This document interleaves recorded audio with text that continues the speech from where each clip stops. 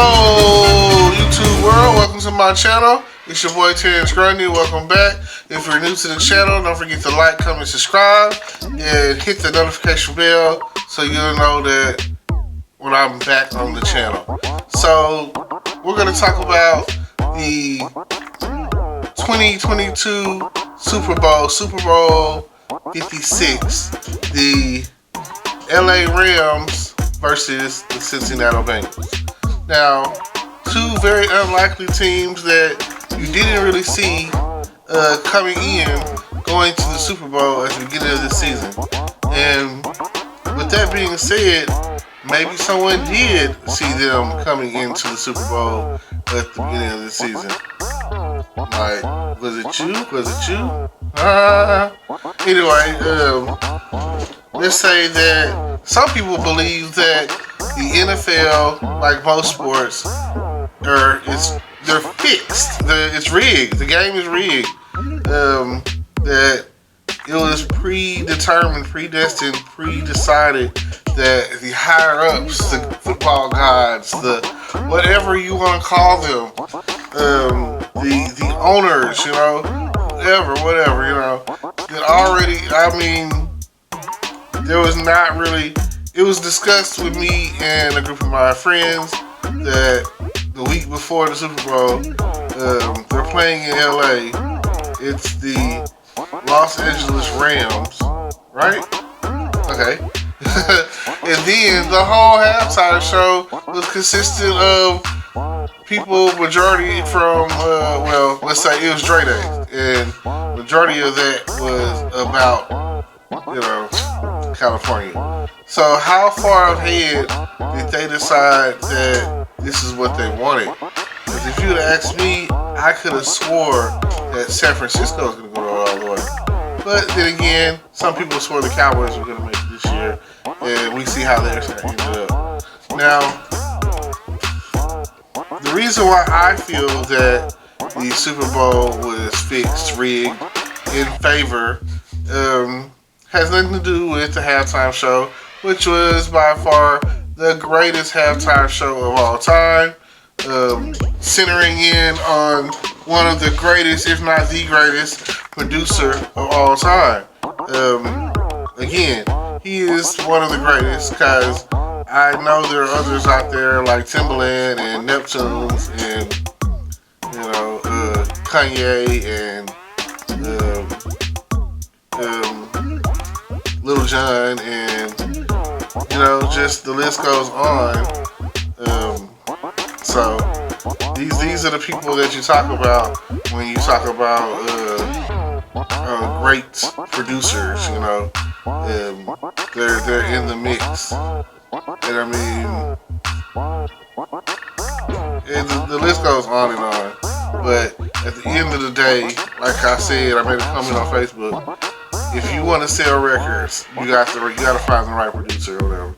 And Dr. Dre, not only has he personally sold millions, you know, multi-platinum recording artists or whatever, he's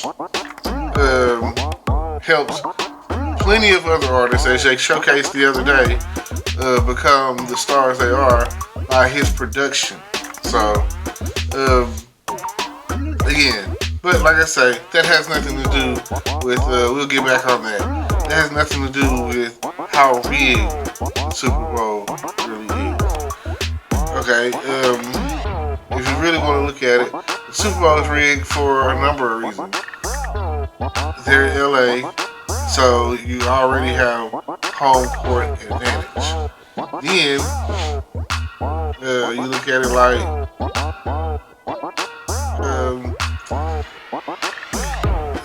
like I say, halftime show, all consisted of LA people.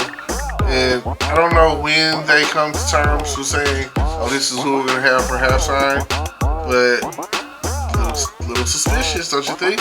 All I'm saying, just a little suspicious. So then you also have to look at it like this. And this is where it starts to unfold and starts getting more and more obvious. The fourth quarter. The fourth quarter is when, okay, at the beginning of the game, somewhere around second quarter, they were talking about how these two teams have had like the least amount of penalties called on them all season, or the least amount of penalties in this Super Bowl. You know what I'm saying? So not a lot of penalties getting called in the first half. Then the third quarter comes along, and the Bengals start to win. I mean, like, it starts to seem like there's hope. Which, of course, you have to have it that way if you're going to have a good fix, a good rig, a good snake eyes. So, at the third quarter, oh, we're up. We're booming. You know, we're booming. And next thing you know, fourth quarter comes along, and I call it the sixth man. I don't care if it's I use that term because of basketball, but I use the referee. You know what I'm saying? In this case, I guess it's the 12th man. But the referee starts to make calls. Now, I'm not saying they're bad calls, because I saw interceptions and pass interferences and this and that were legit. You know, like, I'm not, you know. So, in a way, you gotta kind of look at it like, if you're winning, you gotta keep winning. You know, defense wins championships, offense is wins game. So, you know, something that I've always been told or heard, and it's like the LA Rams, man, I guess they started blitzing like crazy, and the quarterback didn't have a chance there to get the ball off consistently, and time got away from us, and they, you know, that's part of how they lost their game. They got thrown off their game because, I mean, quarterback doesn't have enough time to make a decision, calling these quick plays, getting back in these quick huddles, having to think ahead of time. You gotta, like, in football, it's like chess. You gotta be a few steps ahead. Like, you gotta know, like, if this happens, this is what we're gonna do.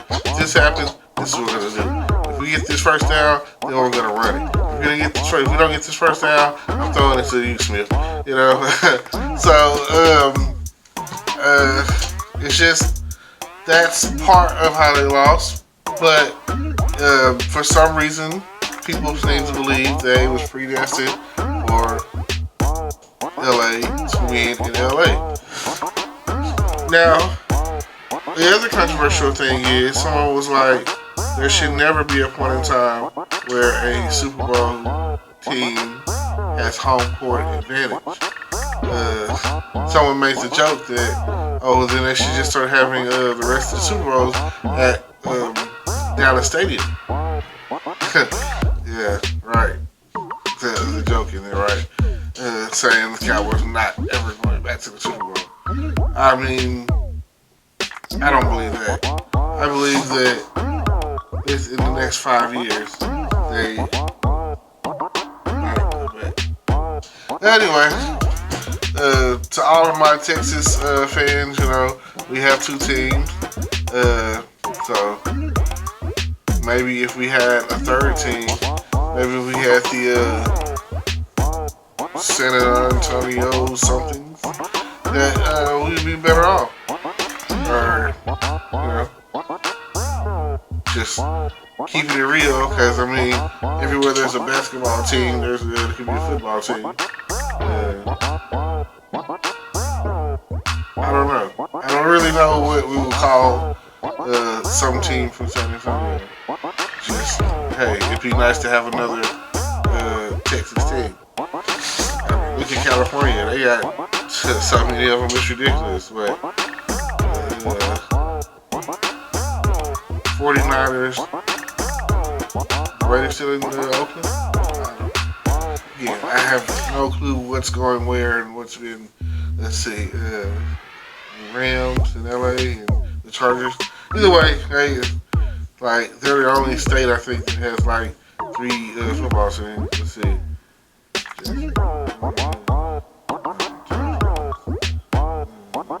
Yeah, Texas has 2.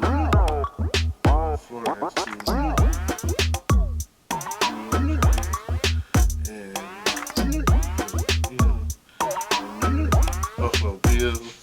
So I mean, again, that's something to take into consideration.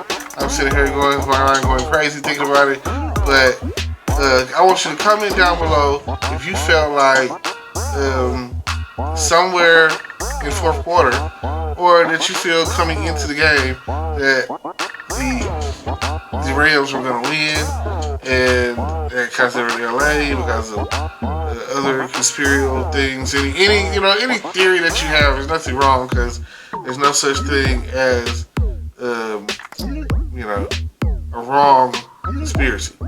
So check into that. Like I say, you can look it up. Hey, we could be just wrong. I mean, I'm not saying that they didn't go out there and win, because they did. It's just one of those situations. It's kind of like, I don't know. It's just a thought, something to think about, something to talk about, something to have us conspiracy nuts going crazy when it comes down to it. So, thank y'all for tuning in. Don't forget to like, comment, subscribe, hit the notification bell, and keep watching my channel. I appreciate it. Hello, YouTube world. Welcome to my channel. Don't forget to like, comment, subscribe, and hit the notification bell so you can be notified when I drop hot content like this. And stay tuned for the next video.